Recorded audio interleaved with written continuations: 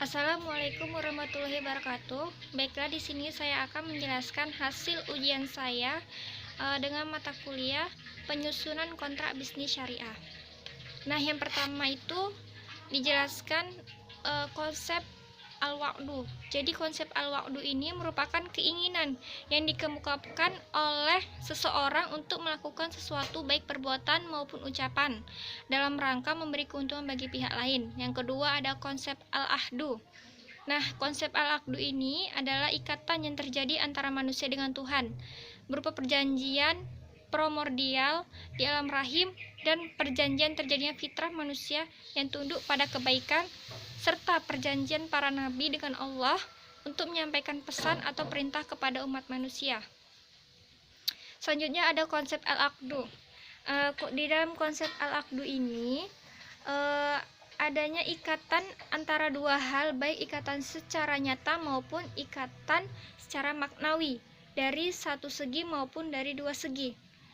Nah, selanjutnya ada konsep akad tabaruk. Dalam konsep akad tabaruk ini adalah segala macam perjanjian yang menyangkut non-profit atau transaksi nirlaba. Nah, transaksi ini pada hakikatnya bukan transaksi bisnis untuk mencari keuntungan komersil. Akad tabaruk ini dilakukan dengan tujuan untuk saling tolong-menolong dalam rangka berbuat kebaikan. Selanjutnya ada konsep akad tijaroh. Nah, dalam konsep akad tijaroh atau muawadah ini adalah segala macam perjanjian yang menyangkut profit transaction. Akad ini dilakukan dengan tujuan mencari keuntungan, karena itu bersifat komersil. Nah, selanjutnya poin kedua, subjek dan objek dalam kontrak perjanjian. Nah, yang pertama itu ada subjek.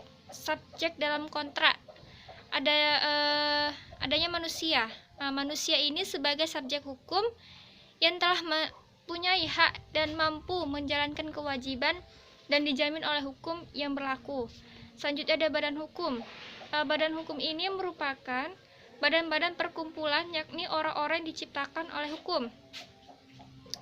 Jadi menjadi objeknya itu di dalam berbagai literatur disebutkan bahwa yang menjadi objek dalam perjanjian kontrak ialah prestasi atau pokok perjanjian. Nah, selanjutnya ada jelaskan syarat sahnya kontrak. Nah, syarat sahnya kontrak ini adanya kesepakatan kehendak dari para pihak. Yang kedua adanya kecakapan berbuat menurut hukum. Yang ketiga adanya objek atau perihal tertentu. Dan yang ketiga adanya kausa yang diperbolehkan halal atau legal. Nah, selanjutnya dijelaskan juga unsur-unsur kontrak.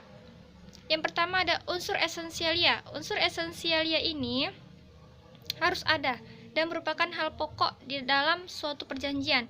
Yang kedua, ada unsur naturalia. Unsur naturalia ini adalah ketentuan umum yang tidak bersifat wajib. Artinya, tanpa pencantuman syarat ini pun perjanjian tetap sah dan tidak mengakibatkan suatu perjanjian menjadi tidak mengikat.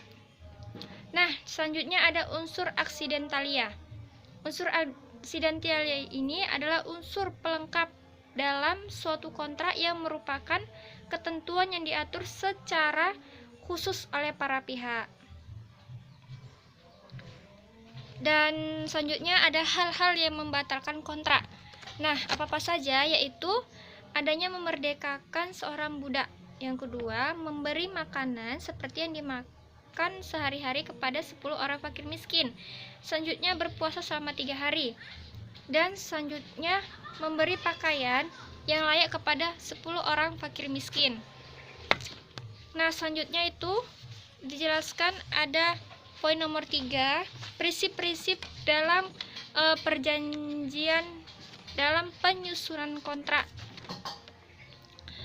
yaitu adanya prinsip kesepakatan, prinsip asumsi resiko, prinsip kewajiban membaca, dan prinsip kontrak mengikuti kebiasaan.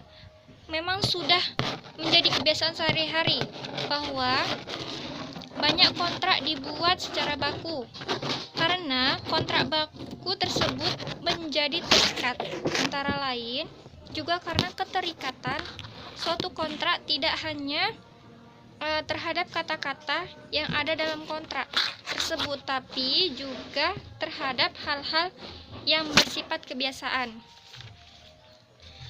Faktor dalam penyusunan kontrak sebagaimana telah dijelaskan di atas. Pada umumnya, kontrak yang dibuat oleh para pihak tertentu berlaku sebagai undang-undang yang membuatnya. Oleh karena itu, untuk merancang suatu kontrak diperlukan ketentuan dan kecermatan dari para pihak kreditur maupun debitur. Nah, selanjutnya itu ada poin nomor 4, dijelaskan tahapan-tahapan dalam penyusunan kontrak bisnis. Tahapan yang pertama itu ada tahap pra-penyusunan. Dalam tahap pra-penyusunan ini ada tuh yang pertama prakontraktual. Tahapan ini para pihak menjejaki tahapan ini menjadi negosiasi antara kedua belah pihak, tawar-menawar, demand dan supply sampai konsensus. Nah, yang kedua itu post kontraktual. Nah, tahap setelah selesai yaitu masa pemeliharaan jaminan cacat tersembunyi atau fase garansi. Yang kedua ada tahap penyusunan. Disusun oleh kesepakatan yang dicapai dalam negosiasi dan dituangkan dalam nota kesepakatan atau MOU serta perundangan hingga dicapai kesepakatan bergerak ke arah pembuatan bentuk format dan kesepakatan itu menjadi kontrak. Yang ketiga ada tahap pasca penyusunan. Nah, yang pertama ada pelaksanaan. Setelah suatu kontrak selesai, disusunlah dan ditandatangani oleh pihak, barulah kontrak dapat dilaksanakan. Nah, yang kedua penafsiran. Suatu kontrak yang dibuat para pihak harus dipahami isinya. Yang ketiga penyelesaian sengketa. Nah, di penyelesaian sengketa ini biasanya diatur secara tegas dalam kontrak. Selanjutnya poin nomor 5, yang saya pahami tentang one prestasi ini adalah pelaksanaan kewajiban yang tidak terpenuhi atau rusak janji atau kelalaian yang dilakukan oleh debitur, baik karena mereka tidak melaksanakan apa yang telah disepakati atau bahkan melakukan sesuatu.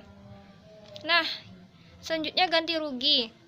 Menurut pasal 1243 KUH Perdata, ganti rugi lebih menitik beratkan pada ganti kerugian karena tidak terpenuhinya suatu perikatan, yakni kewajiban debitur untuk mengganti kerugian debitur akibat kelalaian pihak debitur. Nah, demikian dari hasil ujian saya, lebih kurangnya saya mohon maaf. Assalamualaikum warahmatullahi wabarakatuh.